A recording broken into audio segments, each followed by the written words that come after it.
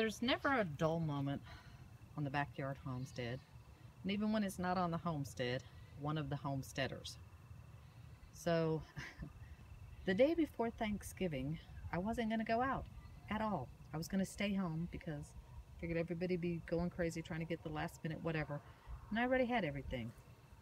But then someone said, let's go and grab a Starbucks. And I thought, oh, okay, it won't be. If it's too busy, then we'll just skip it. Well, it wasn't, so we had a nice little cup at Starbucks. And then I went to go home. And I thought, I'm not going to try to cross 4 lanes of traffic at this time of day because there's a lot of people getting off work early. So I turned the other direction to take what we call a loop around the town. And it actually runs into the outside farm to market road that we live off of, or that our road is off of. So long story short, I tried to avoid traffic and I got down to the one road where I turned off to go up onto the loop, and there's a shopping center, and someone ran out of the shopping center straight in front of me, and I couldn't stop, and I hit them. So the police were called. There was 4 witnesses. They all gave their statements, and they all said it was her fault. It was, well, kind of her fault. It was her fault in the sense that she did the action, but someone in the turning lane had waved her out and said it was clear, so she pulled out. Well, I couldn't see her and she couldn't see me because of that large truck in the turning lane that waved her out, and of course he left the scene. But the police said this person was at fault because it was failure to yield right-of-way. I was on the right-of-way, the main road, and she was coming out of a shopping center crossing over to another little street. So I called her insurance company when I got home, and I gave them all the information, and I gave them the number to the 4 witnesses, which the police also took their statements, and they said, okay, they got the information, and they would have to have one of their adjusters take it, and they would call and get a statement, yada, yada, yada.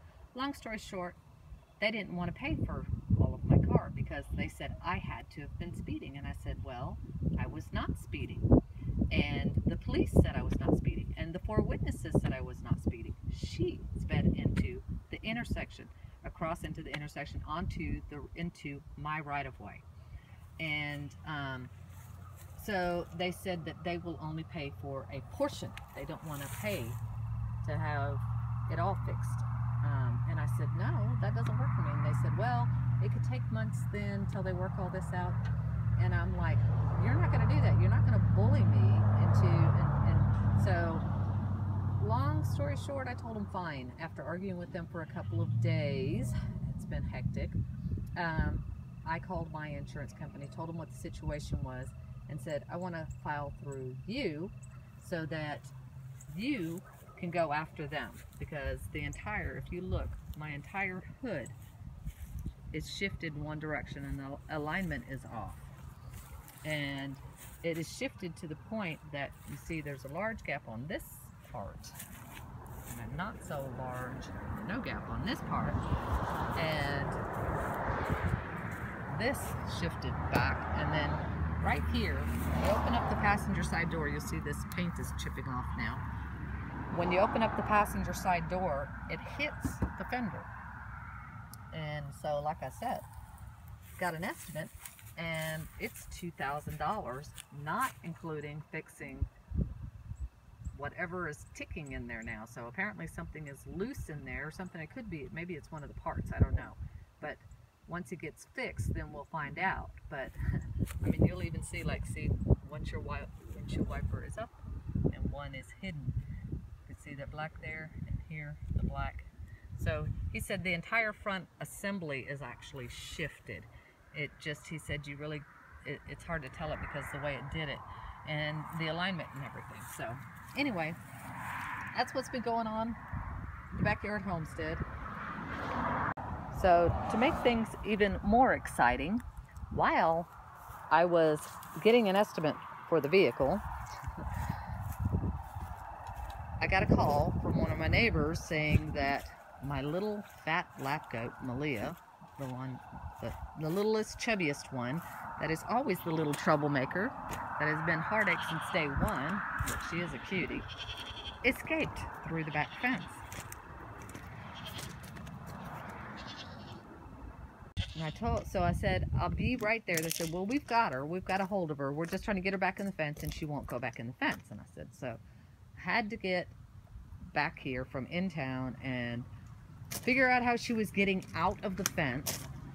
And I found out that she had actually, it's a chain link fence, and she had actually broken one of the fence ties by taking her fat little body. She got on her knees and took her fat little body and just continued to push on it until she popped underneath it. She popped that fence tie off and just popped right underneath it. And I had already fixed that fence a couple of times.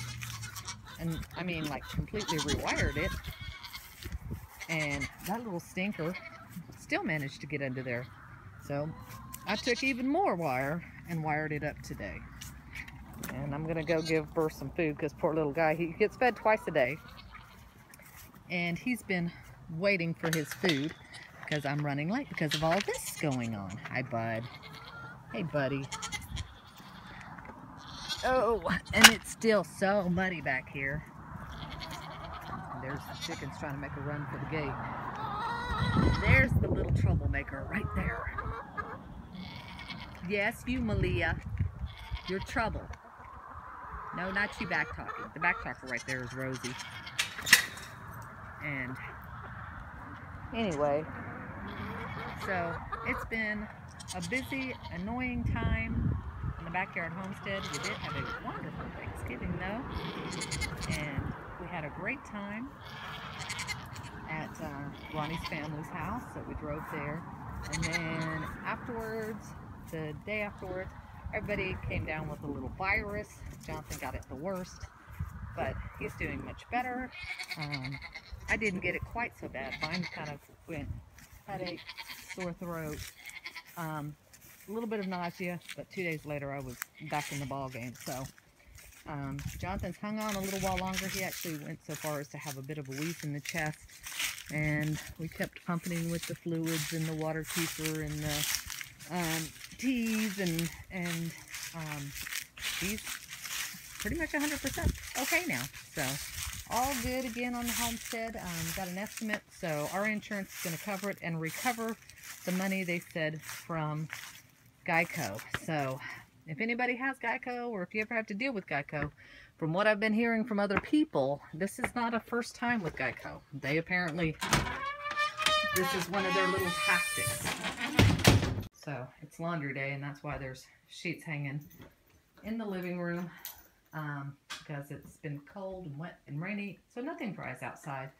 So as long as there's no company, it won't hurt. And I'll just take it all down then before hubby gets home, so he'll never see that the house was ransacked. So if you ever get bored and you're looking for something to do, just come on to the backyard homestead, and we have plenty of work and things that you probably won't want to do, but you can do. And we're always happy to have the help for it. So anyway, I have got to get back to work because we've got more things to take care of.